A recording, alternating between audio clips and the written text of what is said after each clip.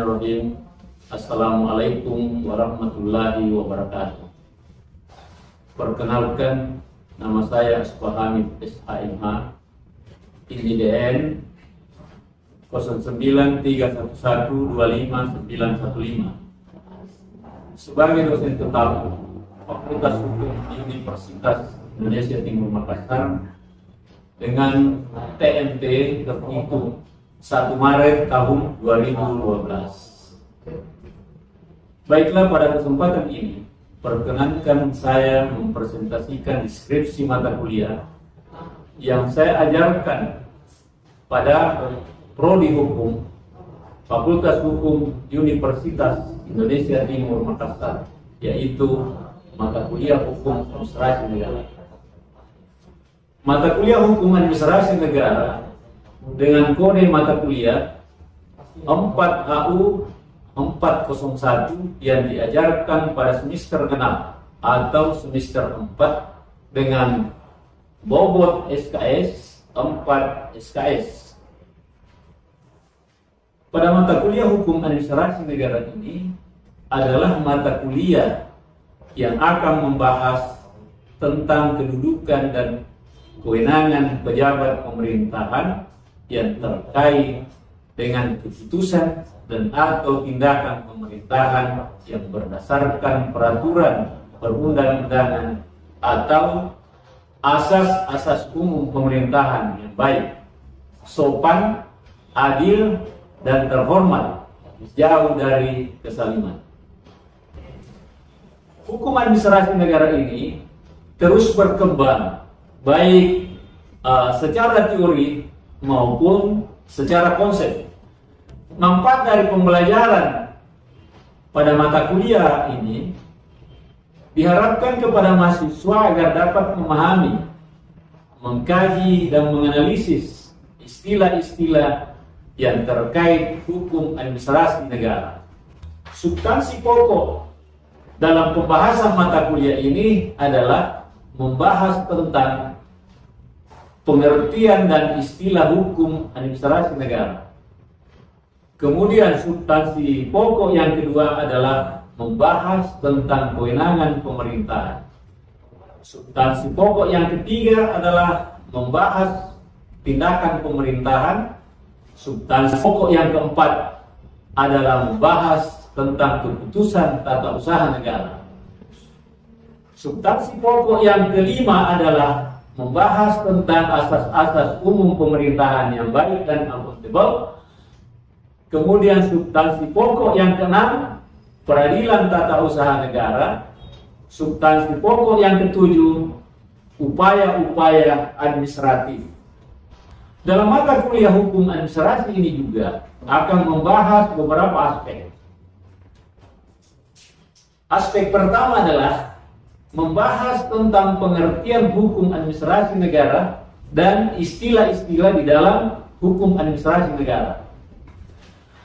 Aspek yang kedua adalah akan membahas lapangan pekerjaan administrasi negara. Kemudian aspek yang ketiga adalah akan membahas letak dan hubungan hukum administrasi negara dengan ilmu-ilmu lainnya. Aspek yang keempat adalah akan membahas sumber-sumber hukum administrasi negara, dan aspek yang kelima akan membahas sifat-sifat hukum administrasi negara. Mata kuliah ini dirancang di dalam 16 kali pertemuan dengan cakupan semester, kemudian final semester. Mahasiswa dapat memahami ruang lingkup administrasi negara di dalam konteks hukum administrasi negara.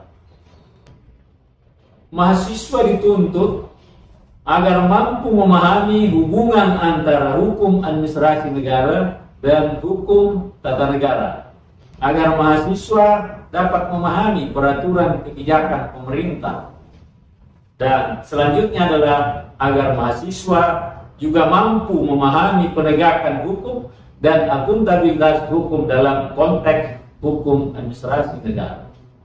Tujuan daripada pembelajaran mata kuliah ini, mahasiswa diharapkan mampu menjelaskan hakikat dan fungsi hukum administrasi negara. Bahwa mahasiswa dapat memahami berbagai instrumen-instrumen pemerintahan di dalam hukum administrasi negara. Setelah mengikuti perkuliahan ini, tentu mahasiswa diharapkan dapat memahami pembatasan kekuasaan administrasi negara, sehingga mahasiswa mampu menganalisis fungsi perlindungan, penegakan hukum, dan pertanggungjawaban hukum administrasi negara. Kemudian selanjutnya adalah strategi perkuliahan. Di dalam strategi perkuliahan ini, materi yang saya gunakan dalam memberikan materi mata kuliah hukum administrasi negara antara lain metode ceramah yang diberikan terkait dengan pokok-pokok bahasan dan sub-bahasan. Kemudian materi yang kedua atau metode mata ajar yang kedua diberikan kepada mahasiswa adalah materi diskusi. Nah, diskusi ini dilaksanakan untuk melatih kemampuan dari mahasiswa di dalam rangka melakukan interaksi dialogis agar mampu membuka wawasan berpikir bagi mahasiswa yang mengampu mata kuliah yang saya ajarkan tadi. Kemudian metode ajar yang ketiga adalah sumbangsara. Sumbangsara ini digunakan untuk meningkatkan keterampilan akademik bagi mahasiswa di dalam menyampaikan gagasan dan pikiran-pikiran di depan publik. Kemudian metode ajar yang keempat adalah pemberian tugas kelompok dan perorangan kepada mahasiswa sebagai bahan diskusi di kelas. Kemudian penilaian khusus. Penilaian khusus ini diberikan kepada mahasiswa yang meliputi kehadiran mahasiswa dalam mengikuti mata kuliah dengan bobot penilaian adalah 40%. Sedangkan penilaian yang kedua adalah keaktifan bagi mahasiswa meliputi adanya tanya jawab antara mahasiswa dengan dosen yang membawakan mata kuliah di kelas dengan bobot penilaian adalah 15%. Kemudian penilaian yang ketiga adalah pemberian mid semester. Pemberian mid semester ini meliputi kehadiran dan kecermatan mahasiswa di dalam menjawab soal-soal ujian yang diberikan dengan bobot penilaian 15%. Selanjutnya adalah penilaian khusus yang diberikan kepada mahasiswa, yaitu tugas-tugas yang meliputi sportivitas mahasiswa di dalam mengerjakan tugas-tugas yang diberikan sesuai tenggang waktu yang diberikan dengan bobot penilaian adalah 15%. Penilaian selanjutnya adalah final semester. Final semester ini meliputi kehadiran dan kecermatan dalam menjawab soal-soal yang diberikan dengan bobot penilaian 15%, sehingga total penilaian mencapai 100% dari bobot akumulasi penilaian pada semester genap tadi.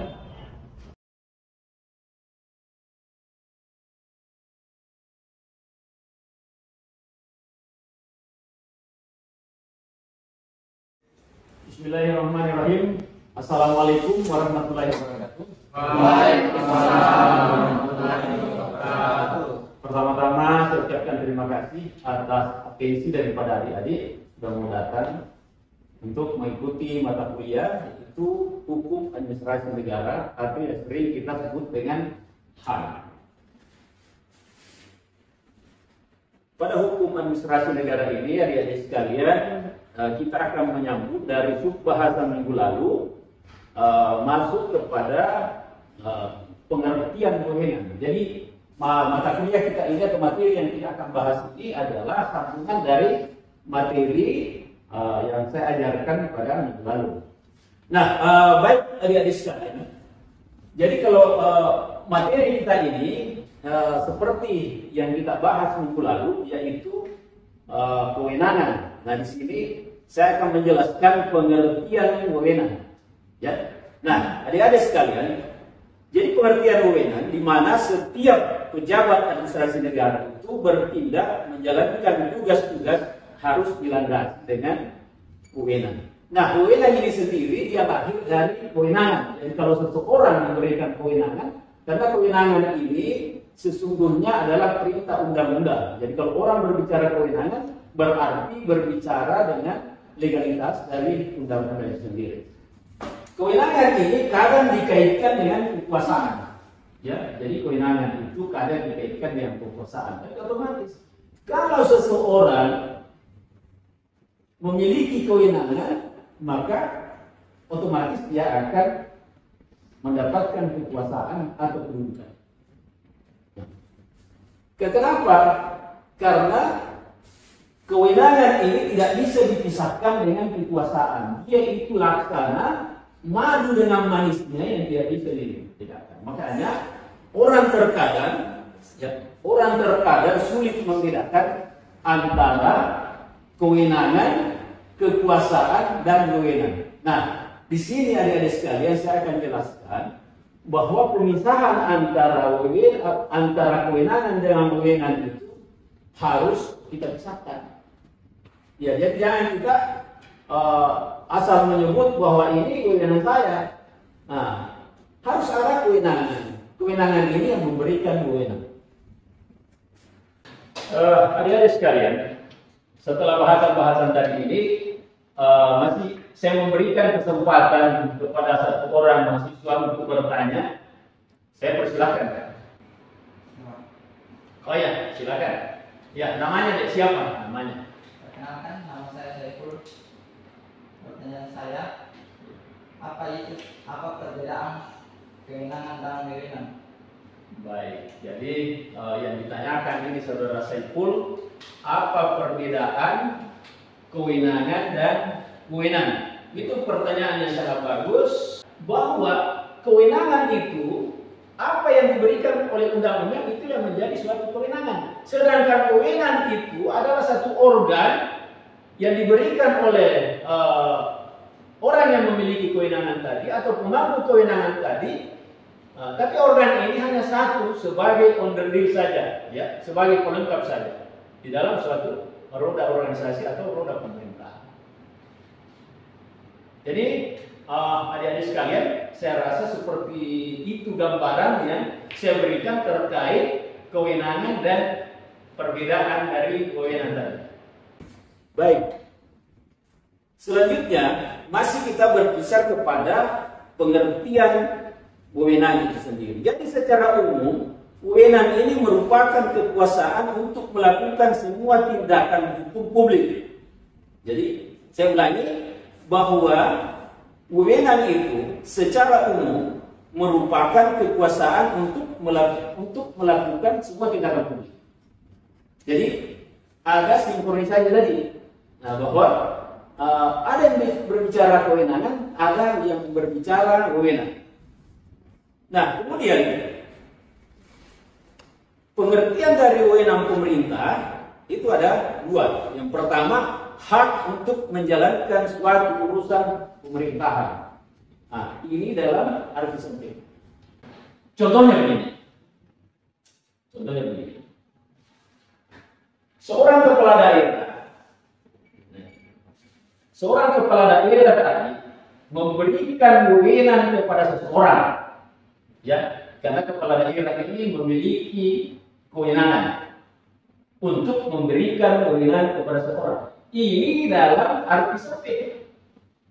Ya, jadi lingkupnya, jadi dilihat daripada hierarki kewenangan untuk memberikan wewenang kepada seseorang untuk melaksanakan tugas dalam pemerintahan. Ya, terus yang kedua, hak untuk dapat secara nyata mempengaruhi keputusan yang akan diambil oleh instansi pemerintah lainnya. Ini secara luas. Siapa itu yang akan mempengaruhi kebijakan pemerintah dalam arti luas? Nah, ada sekali. Di sini kita akan mulai membedah.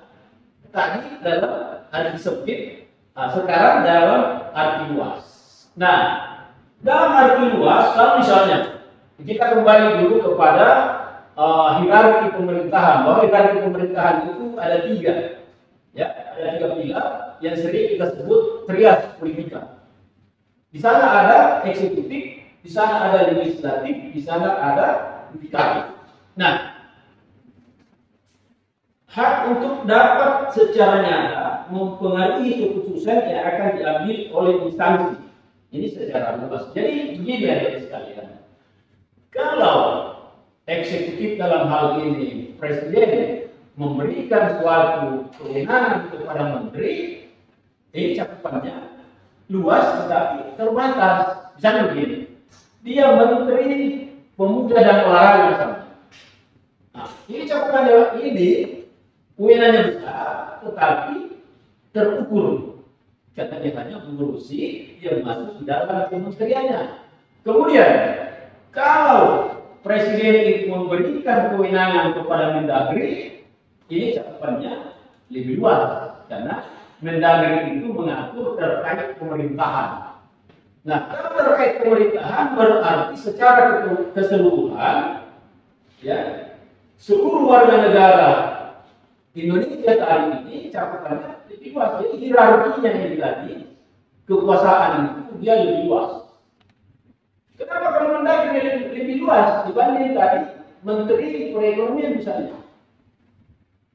Ya. Kenapa dikatakan Mendagri? Karena dia Menteri Dalam Negeri. Ya, kalau Menteri Keuangan tadi hanya mengurus terkait masalah keuangan, ya, sedangkan Menteri Dalam Negeri itu tadi termasuk tata kelola pemerintahan di sana diurus oleh Menteri Dalam Negeri. Nah, itu hierarki. Nah, kembali tadi ke eksekutif ini. Dalam hal ini presiden yang memberikan misalnya tugas memberikan kewenangan kepada pemerintah daerah.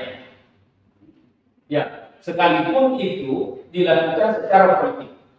Ya, jadi kalau kita mau melihat sistem pemerintahan ini, bahwa pemerintah ada itu atas kerja politik. Jadi politiklah ini yang mendudukkan seorang pemerintah. Nah, oleh sebab itu, ya, oleh sebab itu hierarkinya ini harus jelas. Jadi mulai dari presiden, menteri, turun kepada gubernur, wali kota, kepala daerah. Nah, ini semua memiliki hak untuk memerintah karena beliau-beliau ini memiliki suatu kewenangan untuk memberikan kewenangan kepada siapa saja. Saya ambil paling bawah. Kalau seorang bupati memberikan atau mengangkat kepala dinas, itu suatu, ya, kewenangan untuk memberikan kewenangan kepada kepala dinas. Kalau seorang gubernur, ya, melantik kepala dinas, itu berarti karena kewenangannya memberikan kewenangan kepada kepala dinas, jadi melantik kepala dinas. Itu secara hierarki, ya, dalam hukum administrasi. Begitu juga wali kota. Wali kota mengangkat juga kepala dinas, itu juga suatu kewenangan yang memberikan kewenangan kepada. Nah, kepala dinas di dalam menjalankan kewenangan tadi yang diberikan oleh pemberi kewenangan tadi, dia juga akan memberikan delegasi kepada bawahannya. Jadi kalau di dalam manajemen itu dikatakan how to delegation. Ya, supaya yang tidak tumpang tindih, ya, tidak tumpang tindih, dia harus mengikuti hierarki pemerintahannya.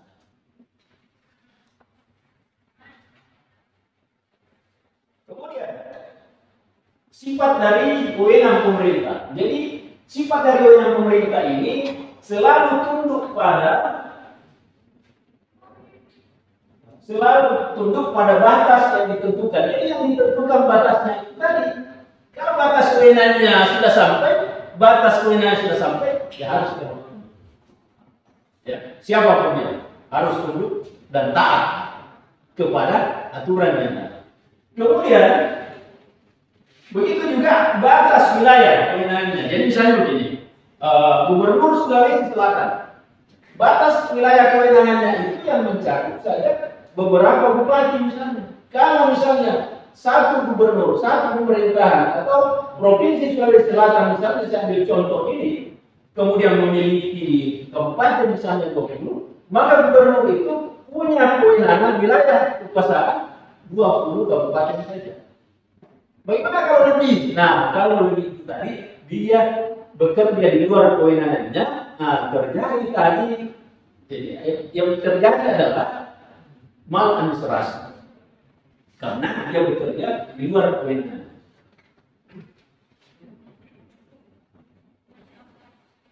Selanjutnya adalah sifat wewenang pemerintah.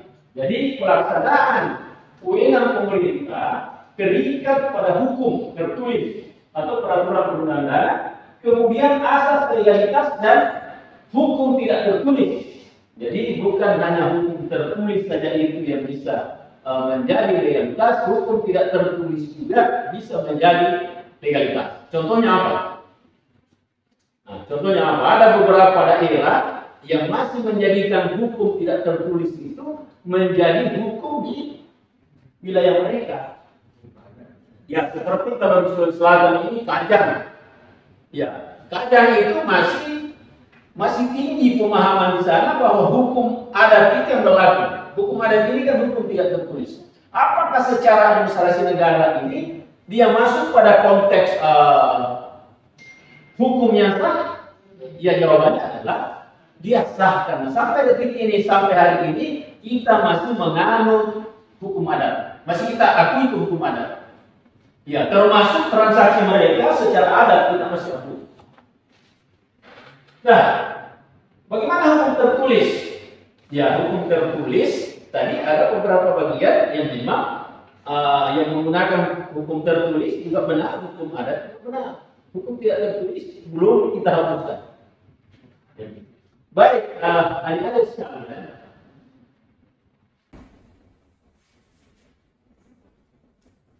Nah,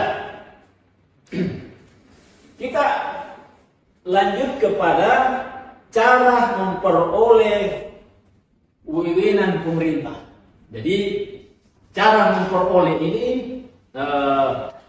ada 4, ya. Jadi untuk memperoleh wewenang pemerintah dapat dilakukan dengan 3 cara. Sebenarnya ada 4 cara ini, ya.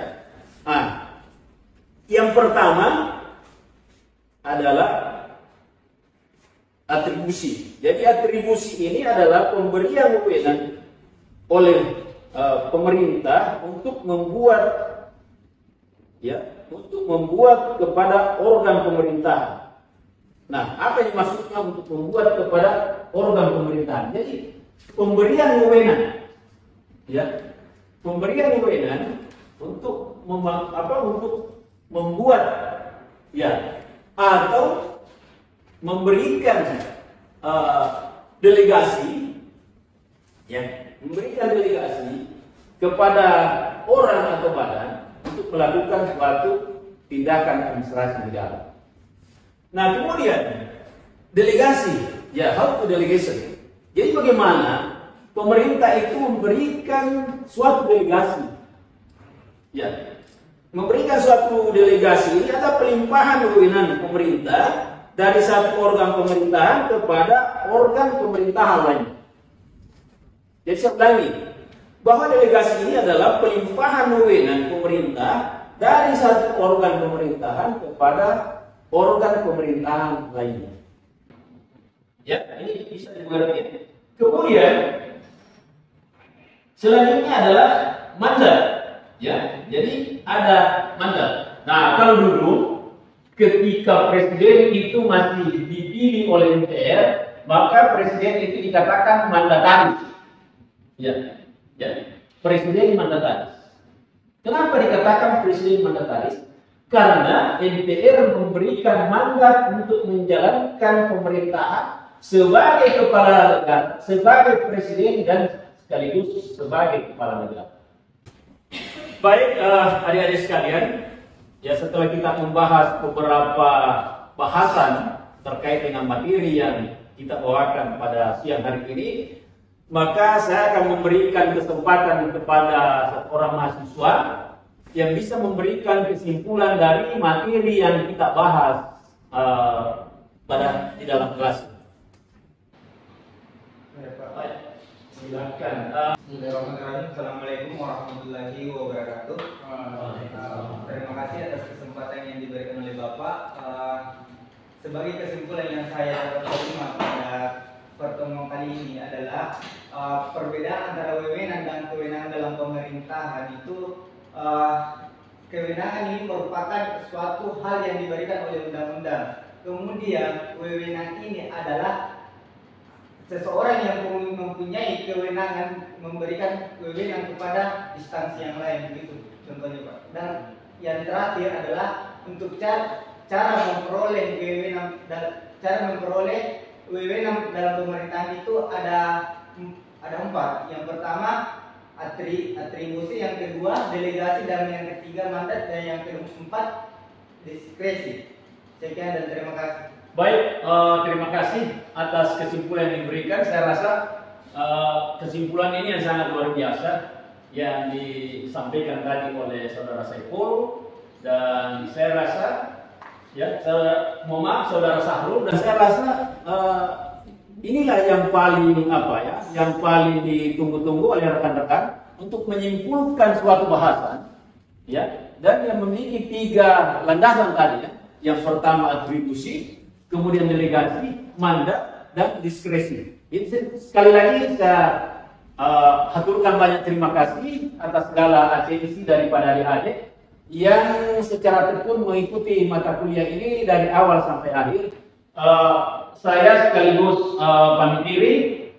Wabillahi taufiq wal hidayah. Assalamualaikum warahmatullahi wabarakatuh. Sampai jumpa minggu depan. Demikian presentasi deskripsi pengajaran yang telah saya paparkan tadi. Semoga bermanfaat. Lebih dan kurangnya mohon dimaafkan. Wabillahi taufiq wal hidayah. Assalamualaikum warahmatullahi wabarakatuh.